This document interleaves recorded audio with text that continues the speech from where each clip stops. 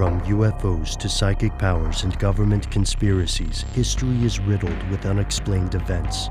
You can turn back now, or learn the stuff they don't want you to know.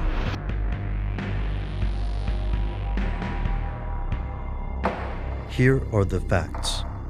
Only 3% of Earth's water supply is fresh, and most of that remains inaccessible, in the ground or frozen in ice caps and glaciers. Humanity depends on the remaining amount for everything from agriculture to industry, drinking, and hygiene. Water use per person varies widely. While the recommended minimum amount of water per person is 20 to 50 liters, or between 5 to 13 gallons, citizens in some countries consume much more, while others consume much less. The United States leads the world in water consumption, with each person consuming between 400 to 600 liters per day. And, with the world's population exploding, water is becoming increasingly important in geopolitical spheres. What if the next war isn't fought over geopolitical dominance or ideology? What if the next war is a desperate struggle over water? Here's where it gets crazy. Water wars are not new. Ancient Mesopotamian city-states waged a war over water more than 4,500 years ago, and water scarcity remains a source of conflict in the modern day.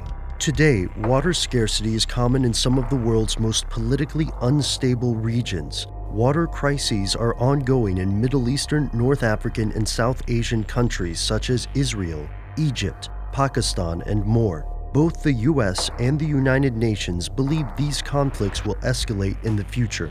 In a 2012 report, the US Director of National Intelligence's office issues some unsettling predictions. Although the Global Water Security Report states that a water war will be unlikely within the next 10 years, it doesn't stop there. Beyond the 10-year mark, the report estimates that the use of water as a weapon or to further terrorist objectives will also become more likely. Some believe this leveraging has already occurred. In a 2001 article for The Progressive, journalist Thomas Nagy claims that the US intentionally used sanctions against Iraq to degrade the country's water supply after the Gulf War.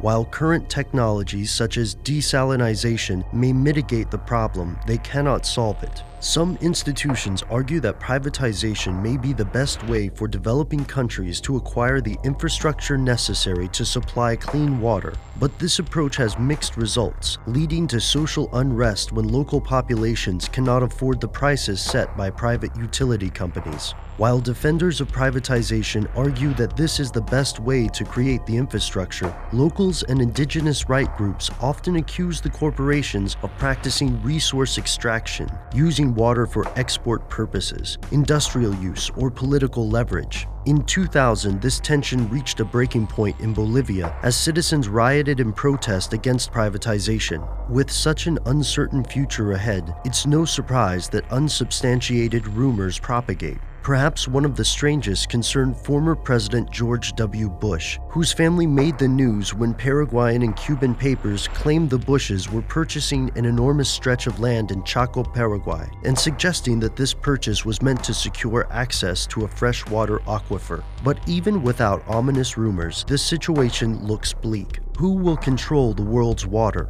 Will nation-states work together to ensure water supplies for future generations? Will privatization pave the way for water security in developing countries, as its defenders argue? Or are these companies pursuing water with an entirely different goal in mind? Something they don't want you to know.